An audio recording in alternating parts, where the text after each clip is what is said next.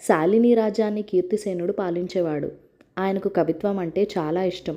బాగా కవితలు రాసిన వారికి సన్మానాలు చేస్తుంటాడు. ఆయన దగ్గర భైరవ భట్టు ఆస్థాన కవిగా ఉండేవాడు. అతను ఎంపిక చేసిన వారికి మాత్రమే రాజు సన్మానం చేసేవాడు. కానీ అతనికి విపరీతమైన గర్వం ఉండేది.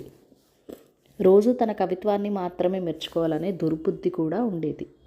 ఒకసారి పొరుగు రాజ్యానికి చెందిన కవి గురుపాదుడు శాలిని రాజ్యానికి తన పాండిత్యాన్ని ప్రదర్శించడానికి వెళ్ళాడు.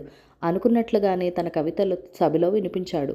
అప్పుడు ఆస్థాన కవి, మహారాజా, ఈ కవిత్వం ఏమీ బాగాలేదు, అతను ఇంకా సాధన చేయాలి అని చెప్పాడు.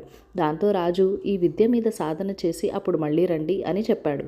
ఇక చేసేదేం లేక అక్కడి నుంచి వెళ్ళిపోయాడు గురుపాదుడు.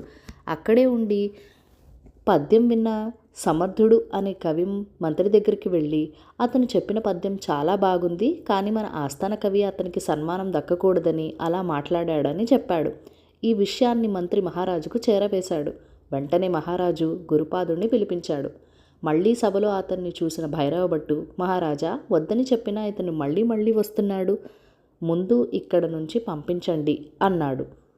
ఆ మాటలు విన్న మహారాజు, పంపించాల్సింది అతన్ని కాదు, నిన్ను.